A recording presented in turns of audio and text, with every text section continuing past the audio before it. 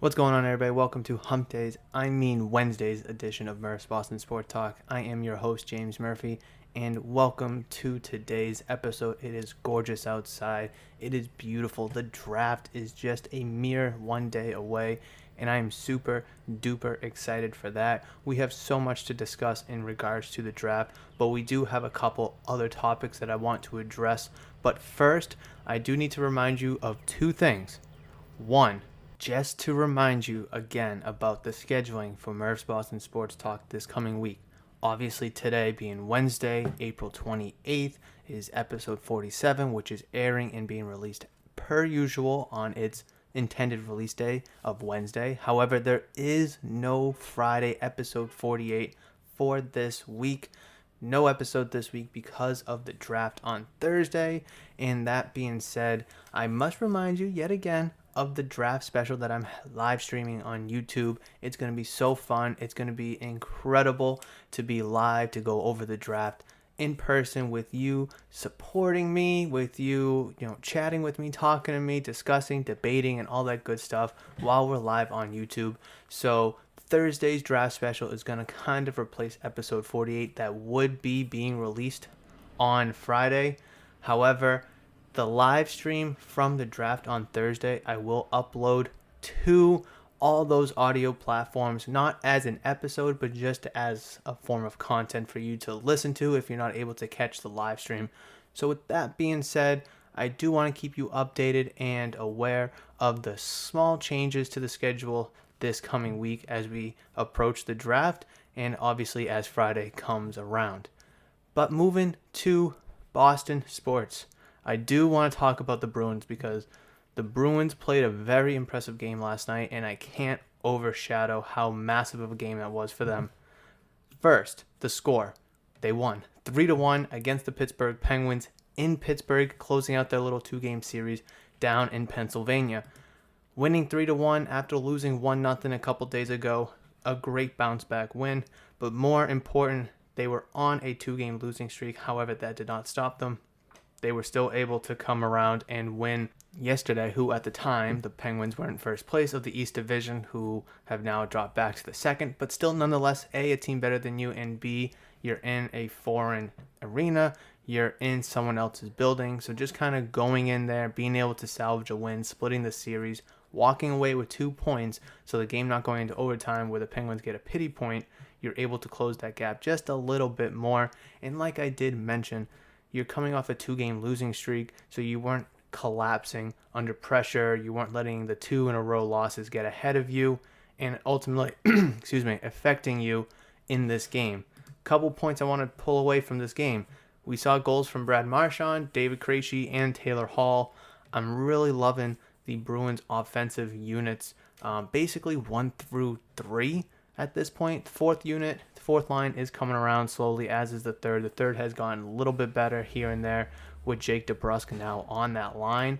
I really think that line suits him very well. Obviously, him being a former first overall pick, you'd rather see him on the second, but he just wasn't performing up there. So him kind of sliding down into the 3 line makes him more comfortable, and he's allowed to do more things down there. But Marchand, Krejci, and Hall getting goals, and like I said, I like what I'm seeing from lines 1 through 3. Tuukka Rask stops 25 pucks on 26 shots.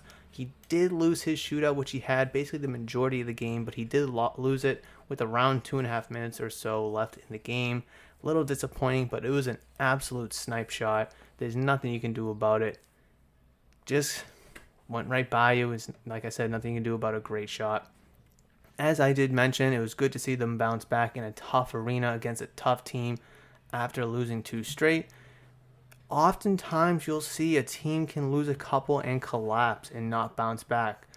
So, for example, team goes on 2, 3, 4-game losing streak, and when you need a bounce back win, the good teams will get one. The bad teams don't. The bad teams won't. And a perfect example about that is the Celtics. I mean, all season, the Celtics have shown their inability to win in needed bounce-back games, including their loss last night to the Oklahoma City Thunder. And I'm not going to be talking about the Celtics today. Just they lost to the Oklahoma City Thunder. That's all I'm going to say. nonetheless, though, it was really good to see the Bruins actually show and flex their muscles that, hey, we're a top-tier team in this hockey league. Not only our division, but in this hockey league. And yes, we did lose 2 in a row, but we're going to bounce back. We're going to defeat this team that is in the standings better than us. We may not think that they're better than us. And we're going to show that, hey, we can play either home or away. And that's exactly what they did. And it's awesome to see them do that. Moving ahead, or looking ahead, I should say, the Bruins do play the Buffalo Sabres in Boston for a 2-game series tomorrow, Thursday at 7, and then Saturday at 1 in the afternoon. Bruins got to win both of those games. I mean, I'll go a little bit more into the schedule just a bit, but these 2 games are crucial. Got to get some momentum as there's only 8 games left in the season. 16 points up for grabs. Get as many as you can. Winning these 2 games here for the closing out the week will be absolutely crucial because the standings are getting closer and tighter, which I will talk about in just a few moments. But yes, 2 games against the Sabres, both of them in Boston. And then next week, Monday the 3rd and Tuesday the 4th, you're playing a back-to-back against the New Jersey Devils in New Jersey. Another bad team that you should be able to easily beat. Hopefully you can do such a thing. Yes, it's a back-to-back. It's going to be tough. Goalies are going to be tested. Defense is going to be tested. But it is against a bad team, so you should have no problem doing that. If you can walk away from those 4 games with 8 points, you're going to be looking damn good, let me tell you. You'll be looking good because these are teams that you have to beat, especially when it's your last time playing them and the season's about to end, because you got the Rangers on Thursday and Saturday next week, and then 2 weeks from now you got the Islanders on Monday, May 10th at home. And then your final game in the regular season is Tuesday, May 11th against the Capitals that I keep talking about and keep referring to. So you got 4 games against bad teams. You got 2 games against a fighting Rangers team. And then you got 2 games against 2 teams that are ahead of you in the standings, which I will talk about right now. As it currently stands, as I'm recording this at 1:24 in the afternoon on Wednesday, April 28th, the Boston Bruins have 62 total points with a 28-14-6 record. They are 1 point behind the 3rd place New York Islanders, who have 63 points. The Bruins are 5 points behind the Penguins, who have 67 points. And obviously, the Bruins are 6 points behind the Capitals with 68 points. The Bruins have closed the gap. That first seed is starting to look a little glim, but it's still something that they can do. They're probably not going to be able to get it if they can't win against the teams that they should be able to beat. Like I mentioned, they got 2 against the Sabres to close this week out, 2 against the Devils to start next week. That's 8 points right there. That's 8 points right there. Now, obviously, the Capitals, they'll probably win their set of games against whoever they're playing. But come on, if you want any shot, this is going to be a last chance to do so because, like I said, you're going to be playing 2 games against the Rangers to close out next week, and the Rangers are only 4 points behind you at 58 points. They're only 2 regulation wins. If they can beat you, say the series comes around next week and, the point differential is the same, 4 points, and they beat you 2 games in regulation, well, now you got a problem. You're going to be in 5th place because the goals for, they have 28 more goals for than you. You only have 139. They have 167. And this is something that I addressed a couple weeks ago, come the trade deadline, is that the Bruins need to get scoring help because their goals for is awful. Their differential is good, but their differential compared to other teams is god-awful. You're lucky that the Islanders are also having this similar problem because they only have 136. So, it's going to be really close if, any tiebreakers come down to it.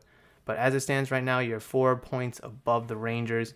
And those 2 games against them on May 6th and May 8th, the end of next week, is going to be a lot bigger and closer and more important than you may originally thought. Because a couple weeks ago, we thought that the Rangers were going to, check out and be out of it. The Flyers were kind of that 15 that was flirting with you a little bit. The Flyers have completely tanked. The Rangers are really making a strong push for that last spot in the division. But hey, if you do your due diligence and you put in the work, win the games that you shouldn't even have to worry about the Rangers because hopefully you can push those Islanders down to that 4 spot And then depending on how things go, we can talk about the second seed. But it's not going to matter if you can't go 4-0 in these next 4 games against these trash bag teams in your division.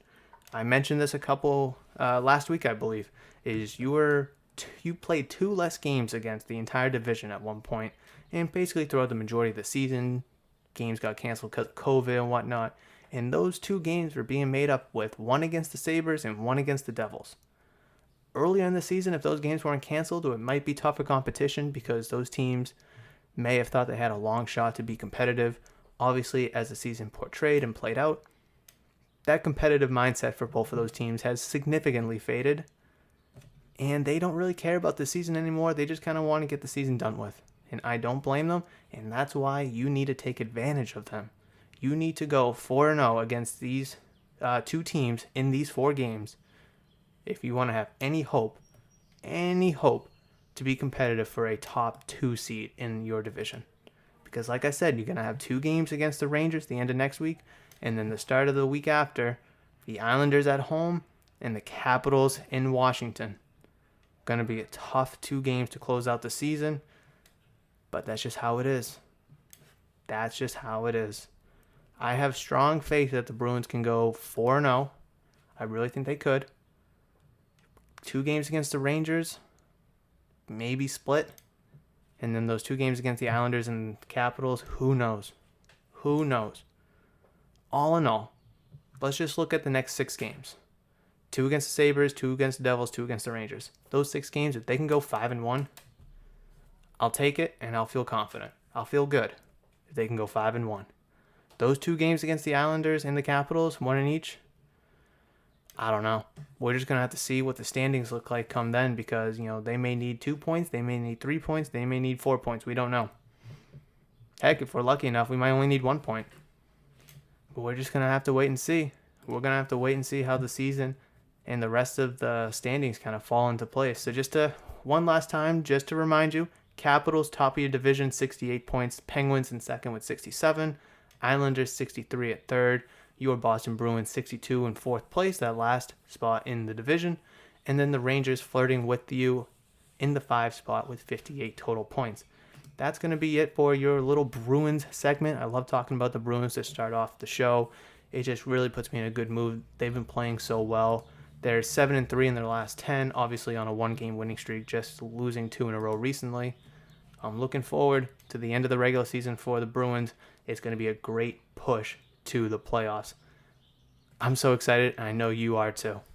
And speaking of excitement, I want to kind of really pivot and transition to something that I talked a decent amount before the 2021 season started for baseball, and I kind of want to revisit this topic because I got a lot of heat for it early on, and I kind of want to revisit this take and just to kind of see if I was right or wrong. So what I'm referring to is at the beginning of the baseball season, I did a top 25 list for players entering the 2021 season. I had a bunch of your favorite players on there. Juan Soto, Ronald Acuna, Mike Trout, Cody Bellinger, Mookie Betts, Alexander Bogaerts.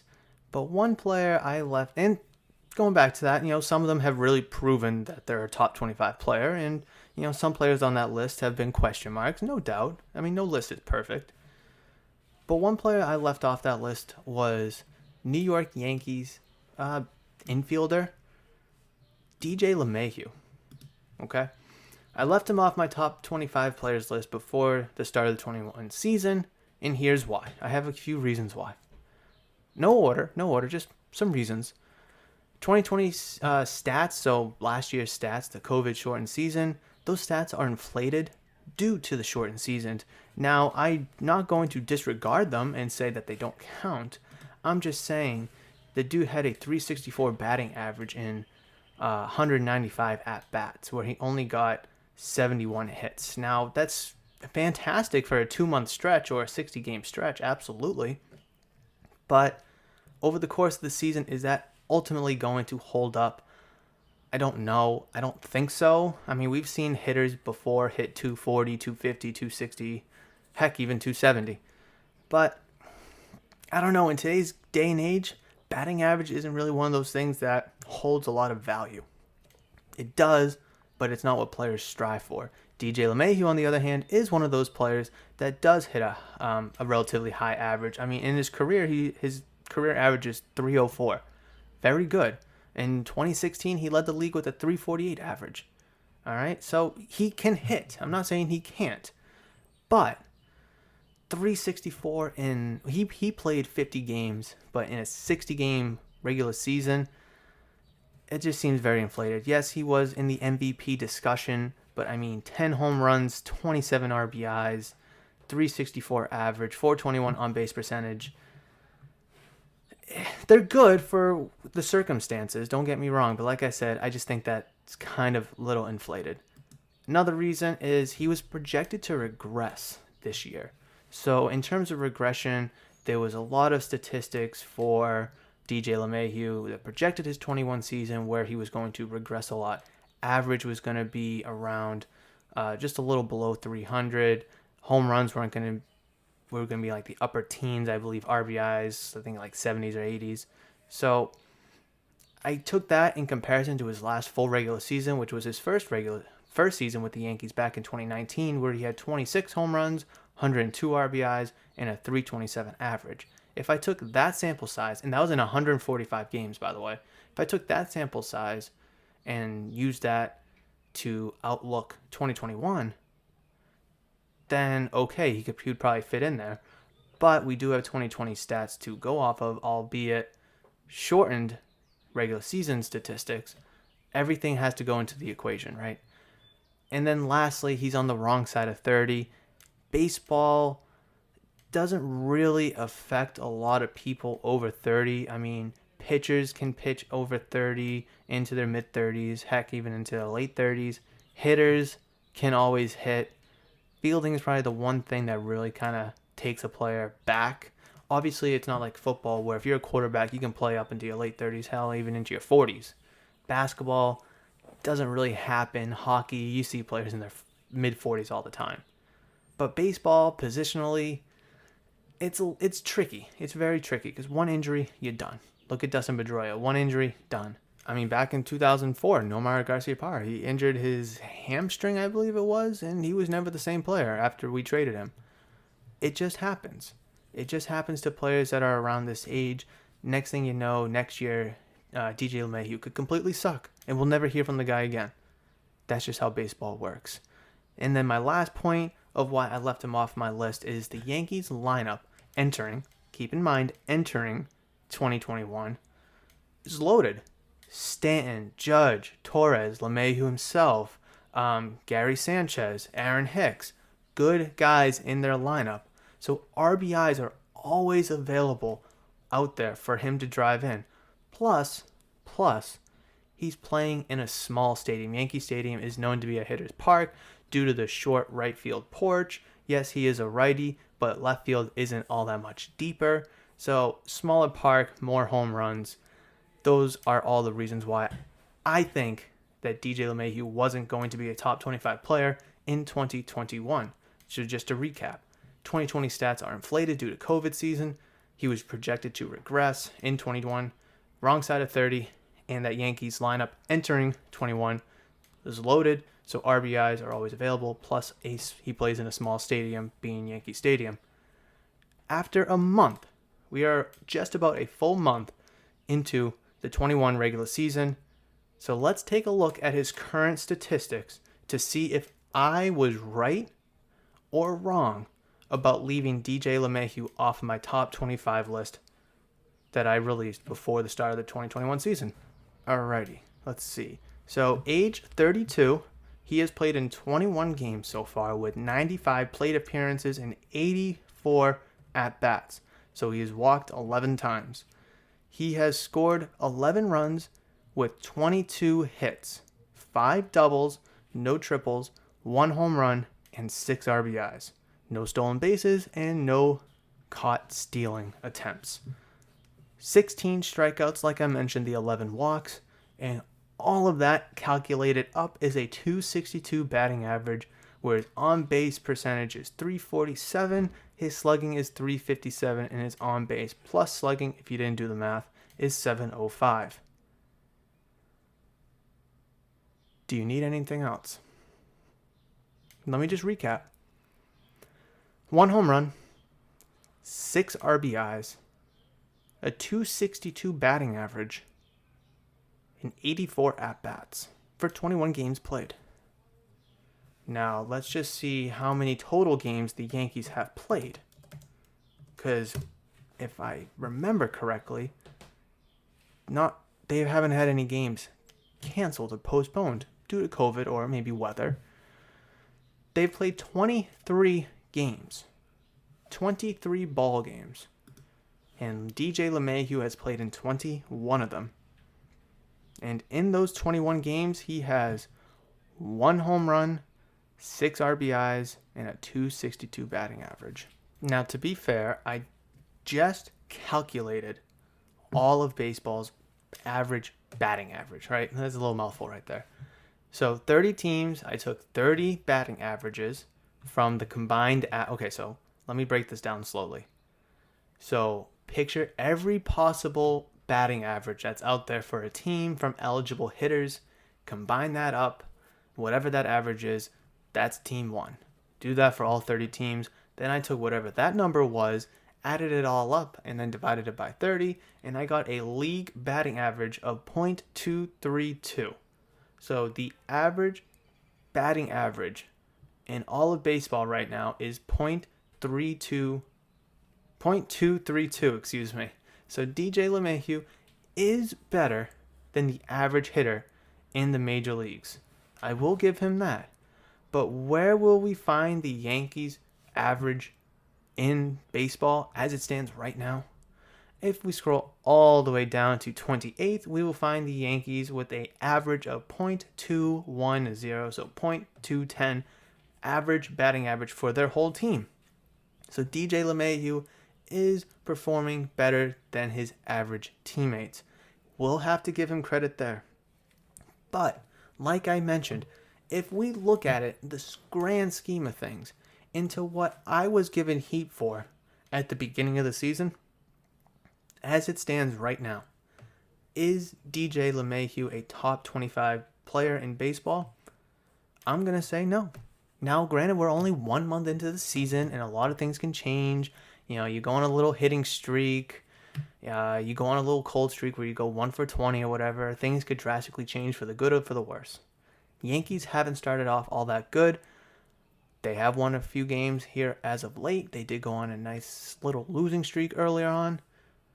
So, things could change, like I said, for the better or for the worse. Not only for the Yankees, but for DJ LeMahieu. But as it stands right now, as we're about to exit 1 full month of regular season play, DJ LeMahieu is not a top 25 player in baseball.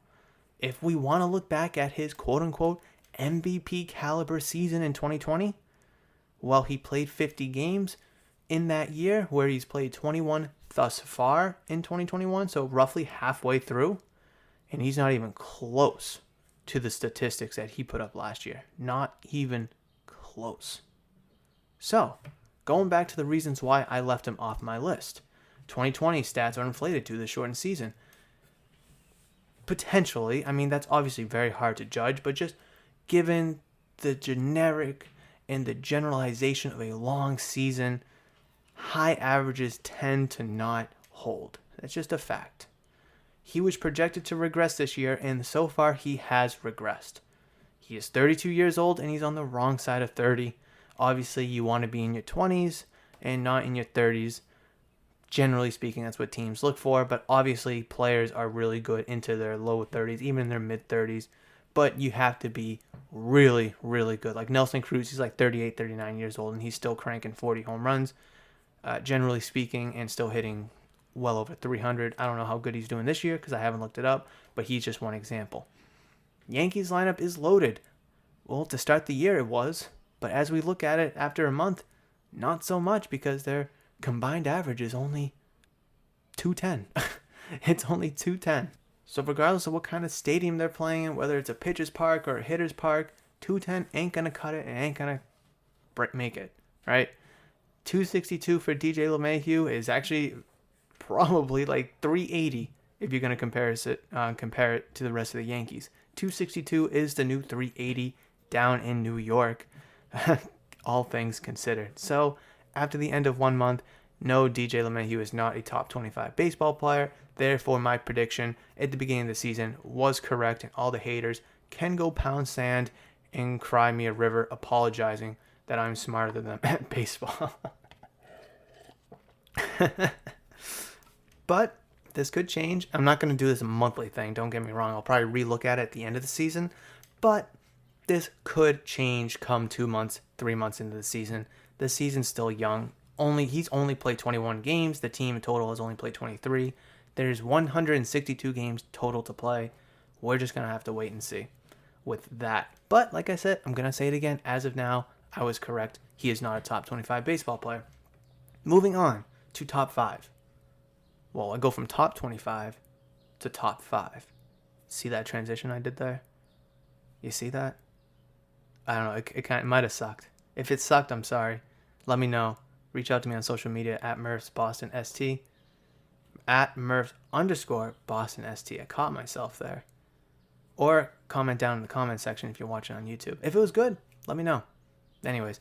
All right. So moving from top 25 to top 5, I want to talk about the top 5 most intriguing headlines going into the 2021 NFL Draft. So I come up with 5 headlines that I think are the most intriguing. No order, so there's going to be no. It's not like number 1's better than number 4. It's just 5 headlines that I find the most intriguing going into 2021 NFL Draft, which starts tomorrow at 8 p.m. And you're going to want to be there for my live stream on YouTube as I break it down as it happens. Anyways, number 1.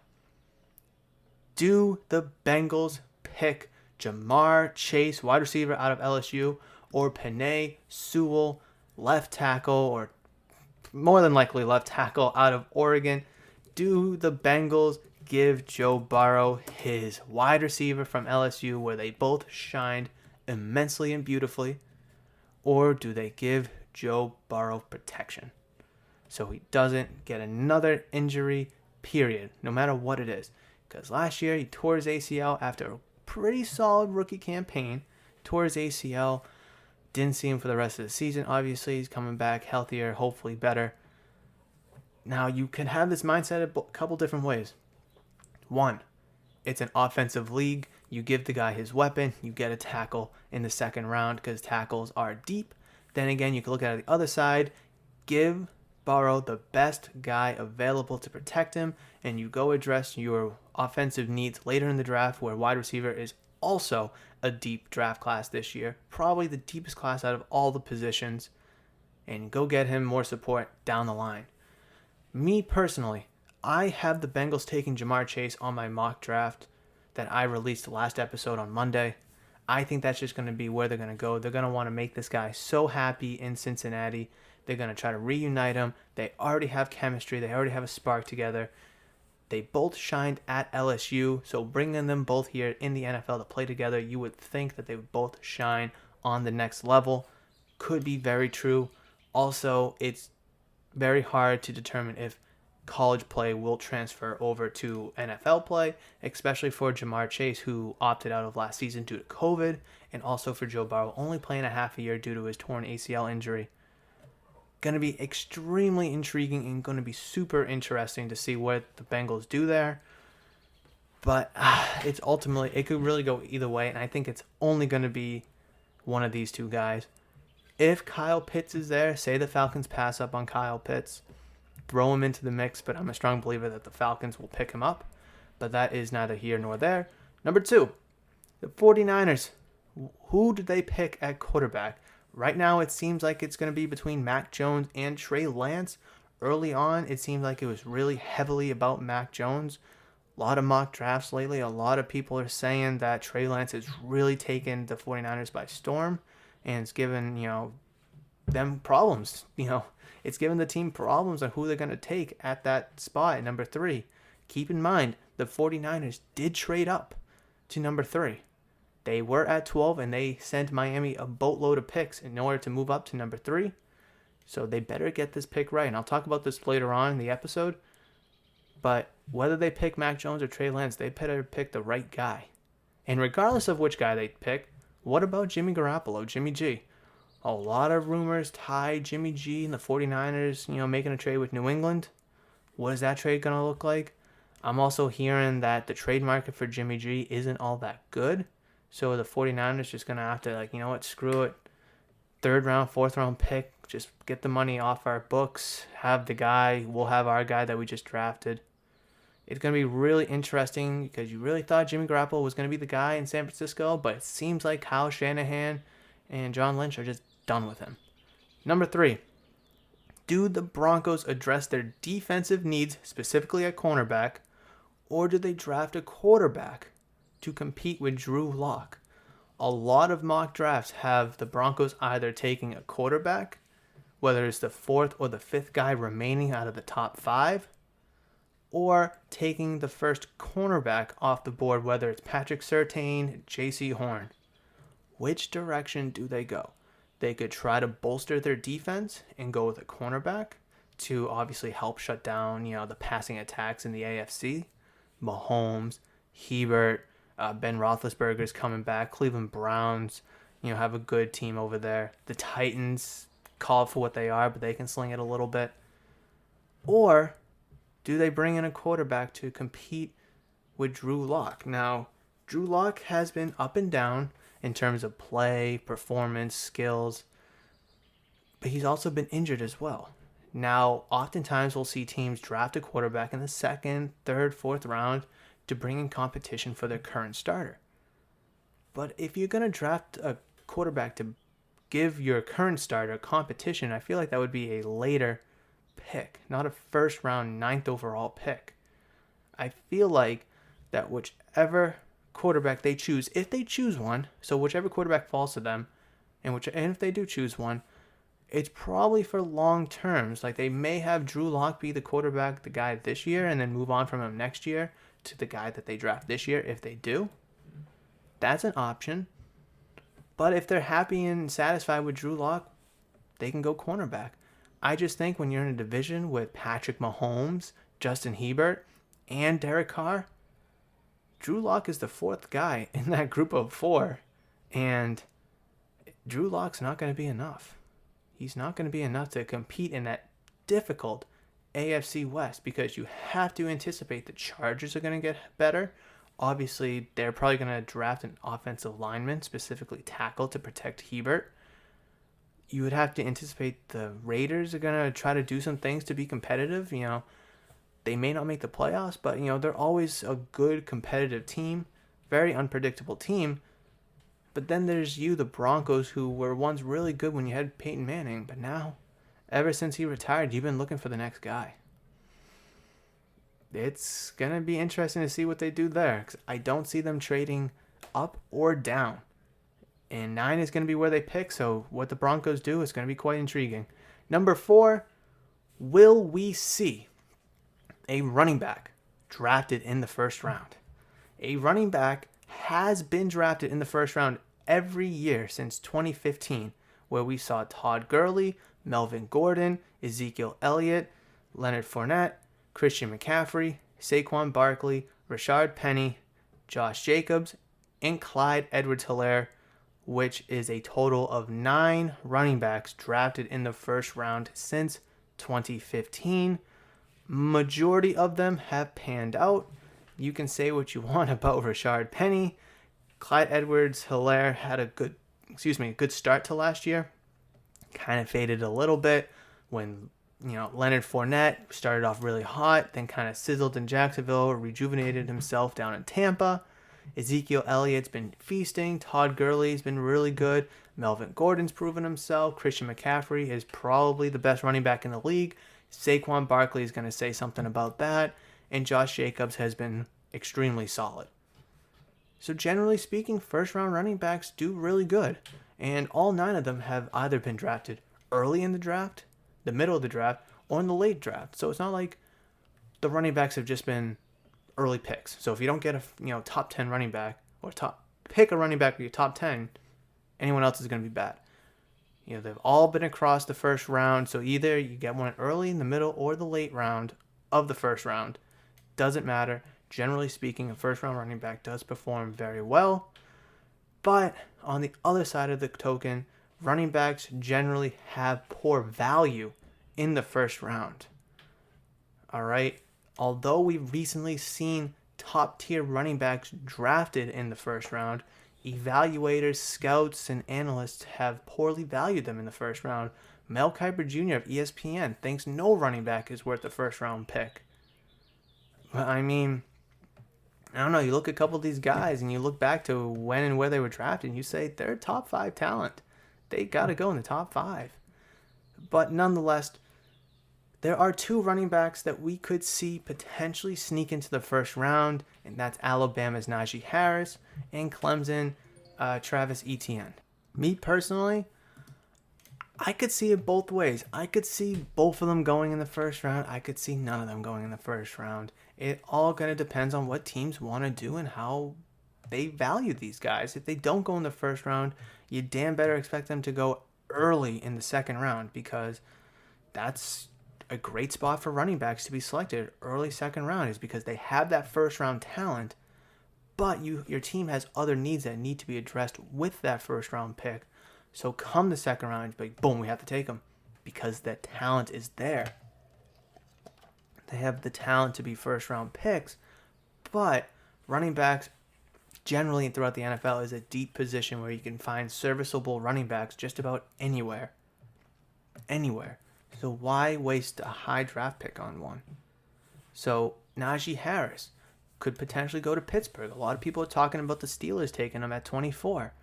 Do they go address, defensive needs, whether it's cornerback or an edge rusher to go alongside with TJ Watt? Or do they maybe address the wide receiver position or maybe the offensive line position where they could use help there too? Very intriguing. Running back would seem like it's more of a want than a need there in Pittsburgh. And then the other team that I could see taking a running back in the first round is the Buffalo Bills. They just drafted Zach Moss last year. They drafted Devin Singletary the year before. I don't think they're sold on either of them being a workhorse, a 3-down workhorse.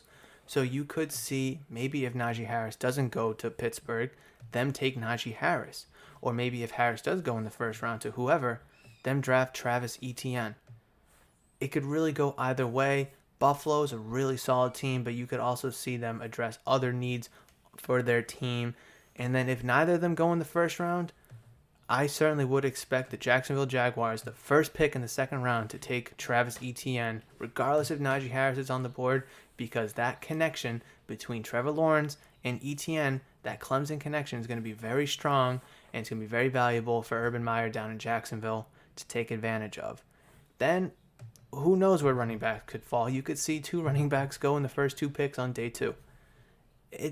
Running backs are one of those crazy, unpredictable draft positions that we have, and it's going to be really intriguing to see if 1, 2, or none go. I can assure you that 3 running backs will not go tomorrow night. Number 5.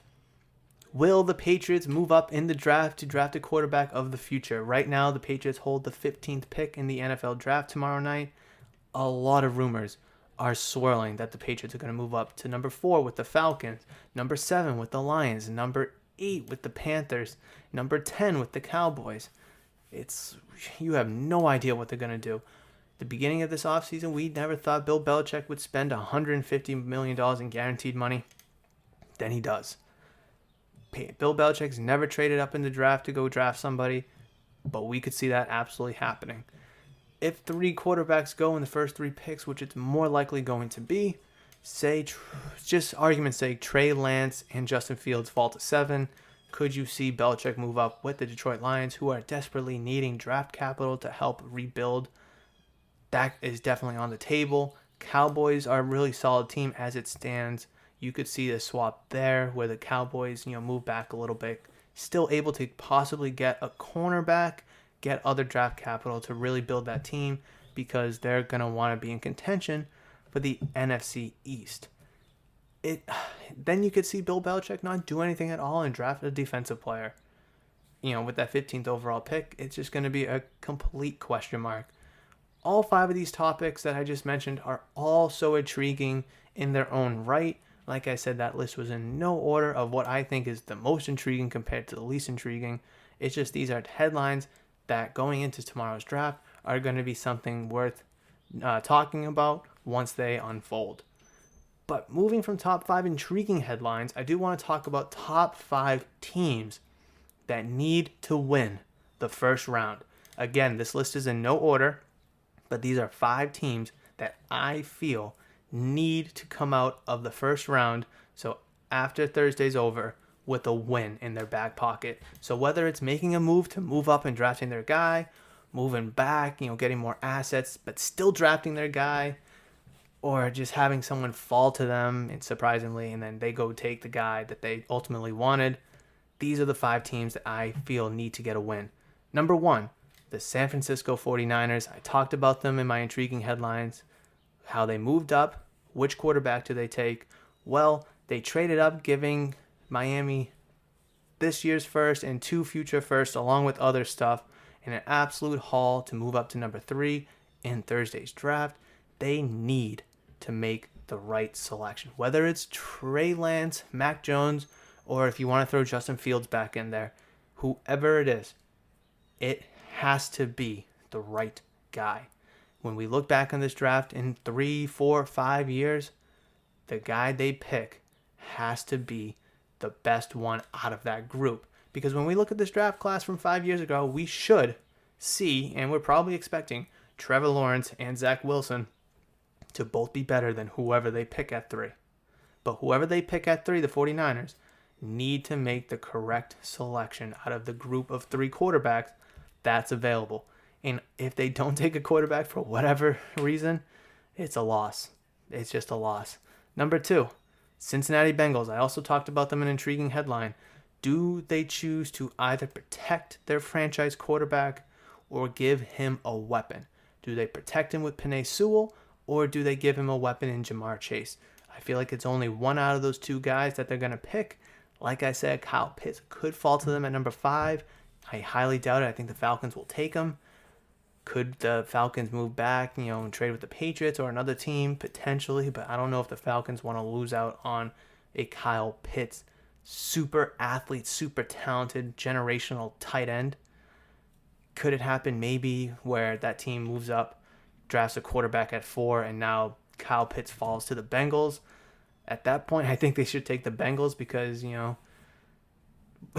I mean, Kyle Pitts number 5 at the Bengals, that'd be an awesome weapon for Burrow to have, along with T. Higgins, and then if you want to consider John Ross a weapon, sure. They also have Tyler Boyd and Auden Tate still. Call it for what it is, but just other wide receivers on the roster. They may think, bringing in Kyle Pitts over Jamar Chase is where they should go.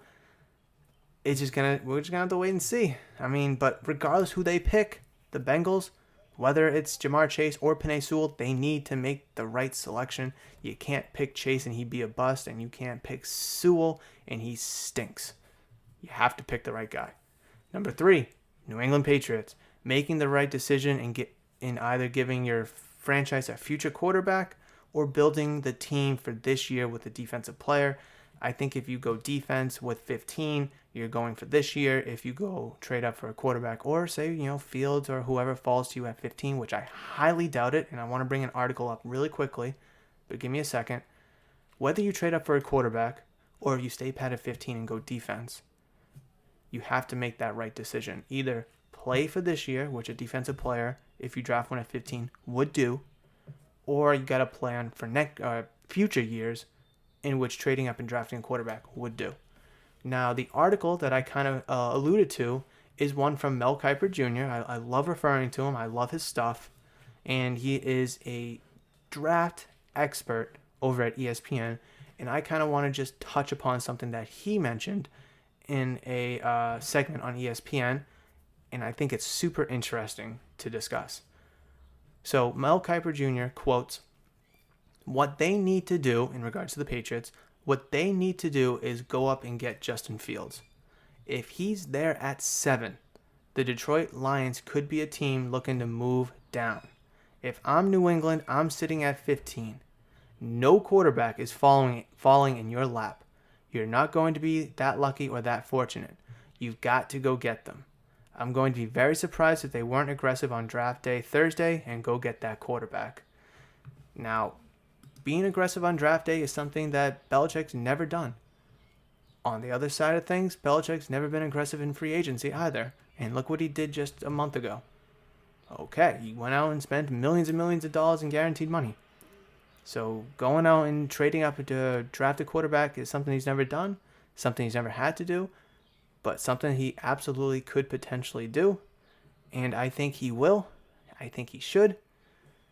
We're just going to have to wait and see. Hopefully it's the right decision. But like I mentioned earlier, the Detroit Lions, they have a lot of things that they need to do with their football team, trading back from 7, getting more draft assets, more draft capital, future assets would be the smart physiological thing for the team to do, because not one player, no matter who it is at 7, is going to help change that franchise around next year.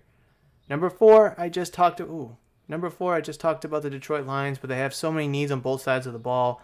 They should be planning and playing for 2022 and beyond, trading back from 7 to whoever it is, whether it's the Patriots or not, to get more assets would be ideal for the team. I just talked about this a little bit with the Patriots, so I'm not going to harp on it too much. No one player, unless it's Trevor Lawrence, is going to help that franchise drafting at 7. Obviously, he won't make it to 7.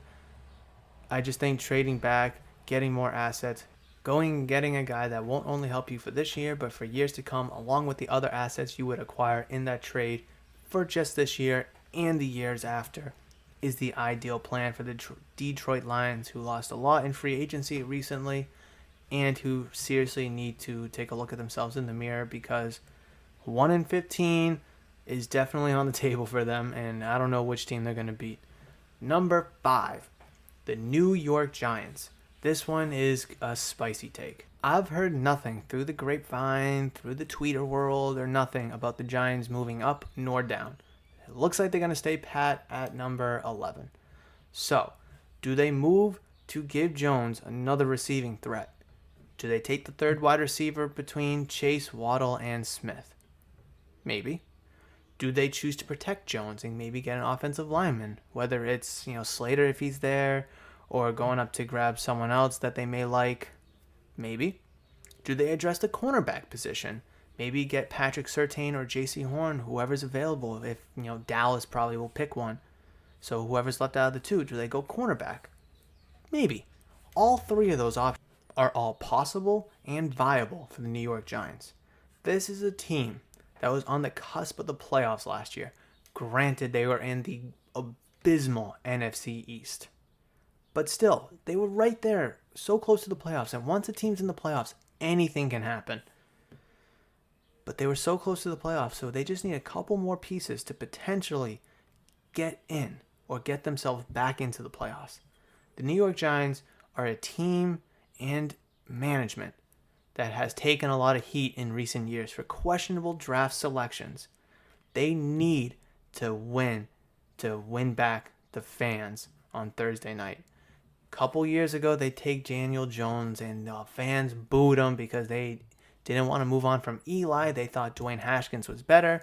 And it seems like David Gettleman made the right choice there, because, Dwayne Haskins looking like a bust, no longer with the football team, backing up Big Ben in Pittsburgh now. Daniel Jones has shown some promise. He has. So that pick is starting to look right. Was it a good pick at 6? Probably not, but still, he made the right choice at quarterback thus far.